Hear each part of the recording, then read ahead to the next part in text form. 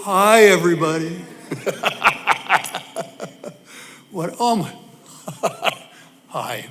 Well, good afternoon. I am Andy Romanoff. And for those of you who don't know me, I've been a member of Temple Israel for many years. All right. Is this, yeah. But in the years before, I led a wild life. I was a troublemaker. I got thrown out of 5 high schools. I never graduated. I stole things and I fought and I did more than my share of drugs. I got thrown in jail. I lived on communes, and only after I turned 40 did I start to turn things around. The good news is that happened 40 years ago, so I've had some time to make some changes. In the years since the crazy years, I helped pioneer new technology for motion pictures, and I started a business. I sold it to a much bigger company. I became a corporate executive. I got married. I had wonderful children, and I became a Temple member. I didn't come here willingly. I came here because my wife, Darcy, that one, pulled me along the way. It took a while for me to become grateful for this place and for the community that surrounds me here. In the last year or so, I've written a memoir. And so when Rabbi Michelle asked me to speak, I turned to that manuscript looking for stories that might illuminate how I got here. I found 2 of them I thought you might like, and I'm going to read them to you. The first one is called, They Say My Father's Name. And you should know that in the book, this is prefaced by a photograph of me as a 7-year-old with a 6-year-old brother standing next to me, my mother and my father, and we're standing in front of a vacation cottage in on a small lake in Wisconsin.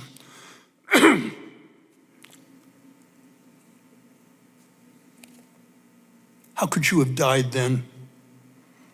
Look at you, young and strong, vital, competent, comfortable. There you are, standing with your family in front of the Wisconsin cabin, central myth of my existence. Look at me, surrounded by love, serious like a firstborn, my privilege deeply felt and understood, in my place, in my special place. This is the last picture of us as a family. Later this year, on a Saturday, December 17th of 1949, my father says goodbye to me. Busy with my boy life, I shrug him off. He goes to meet my uncle, and they proceed to an office to buy a 2-flat building for us all to live in. In the office, my father doesn't feel well.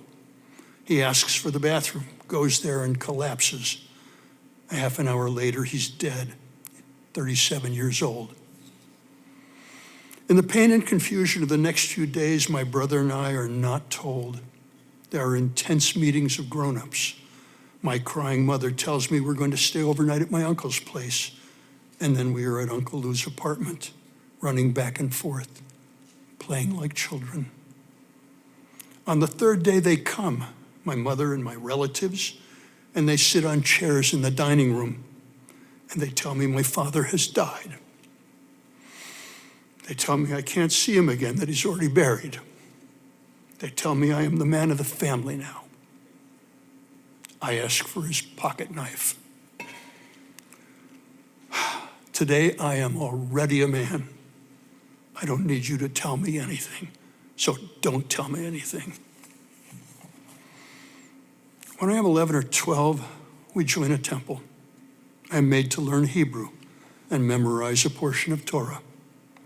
The sanctuary is a great open space. Light comes from a large window with a Jewish star set above the bima. At the side of the room light is softer, diffuse and dim. I stand with my mother talking to the rabbi, a distinguished man. He offers me condolence and support. He is nothing to me. I have searched my heart and my mind looking for answers. Religion has no answers. God doesn't hear. Time passes. For the next 30-odd years, I'm Jewish, but only if you ask me what I was born. I am drugged or busy, and I share the universe with other living things, not dead ones. I marry, have children, a wife. She is Darcy, born questioning.